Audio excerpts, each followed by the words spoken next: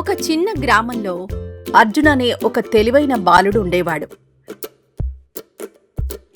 చిన్నప్పటి నుంచి అతను చదువులో, ఆటల్లో చాలా చురుకుగా ఉండేవాడు.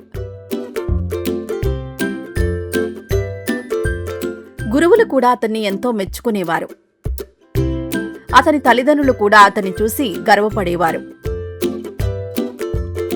ఒకరోజు అర్జున్ పుట్టినరోజు సందర్భంగా అతని తండ్రి అతనికి ఒక కొత్త స్మార్ట్ ఫోన్ గిఫ్ట్గా ఇచ్చాడు.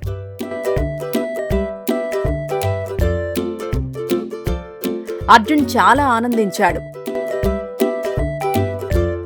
ఇది నాకు చాలా ఉపయోగపడుతుంది అని అనుకున్నాడు. చదువుకు సంబంధించిన వీడియోలు చూస్తూ మంచి విషయాలు నేర్చుకోవడం ప్రారంభించాడు. కానీ కొద్ది రోజుల తర్వాత పరిస్థితి మారడం ప్రారంభమైంది. మెల్లగా అర్జున్ గేమ్స్, సోషల్ మీడియా, వీడియోలలో ఎక్కువ సమయం గడపడం మొదలుపెట్టాడు.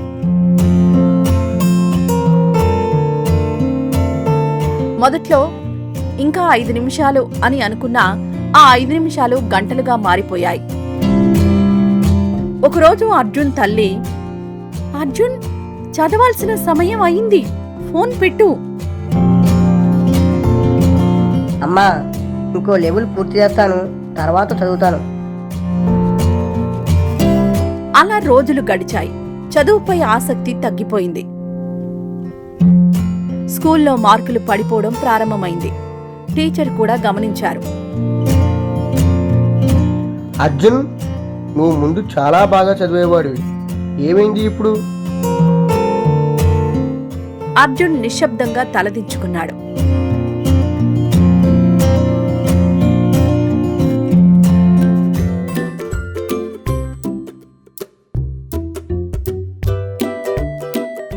ఇంటికొచ్చాక కూడా పరిస్థితి అలాగే ఉండేది.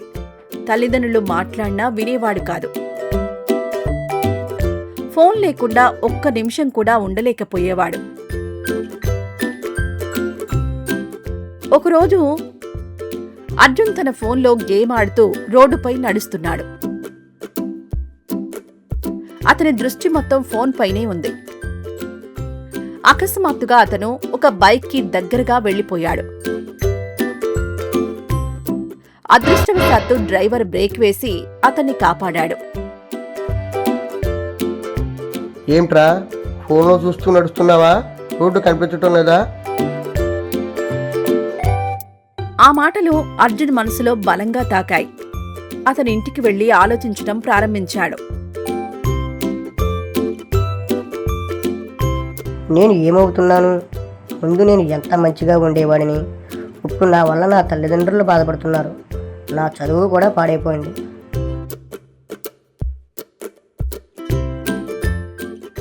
అప్పుడు అతనికి తన పాత రోజుల జ్ఞాపకాలొచ్చాయి. స్నేహితులతో ఆడుకోవడం, పుస్తకాలు చదవడం, కుటుంబంతో గడిపిన సమయం.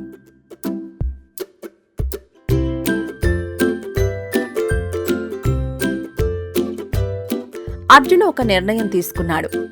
మరుసటి రోజు అతను తన తండ్రి దగ్గరకు వెళ్లి చెప్పాడు.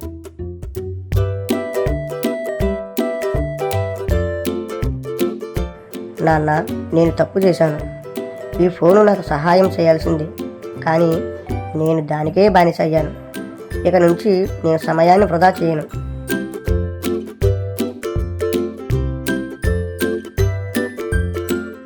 అది తెలుసుకోవడం గొప్ప విషయం బాబు.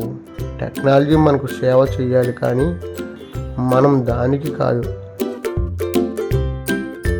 అర్జున్ తన ఫోన్ వినియోగానికి ఒక టైం టేబుల్ పెట్టుకున్నాడు. చదువు, ఆటలు, కుటుంబ సమయం అన్నింటికీ సమయం కేటాయించాడు. కొద్ది రోజుల తర్వాత అతని జీవితంలో మళ్లీ మార్పు వచ్చింది. చదువులో మంచి మార్కులు తెచ్చుకున్నాడు. గురువులు మళ్లీ అతన్ని ప్రశంసించారు. తల్లిదండ్రులు ఆనందించారు. అర్జున్ తన స్నేహితులకు కూడా చెప్పాడు, మన జీవితంలో టెక్నాలజీ చాలా అవసరం, కానీ అది మన మీద ఆధిపత్యం సాధించకూడదు. మనం దాన్ని నియంత్రించాలి. టెక్నాలజీ మనకు సేవ చేయాలి, మనం దానికి బానిస కాకూడదు.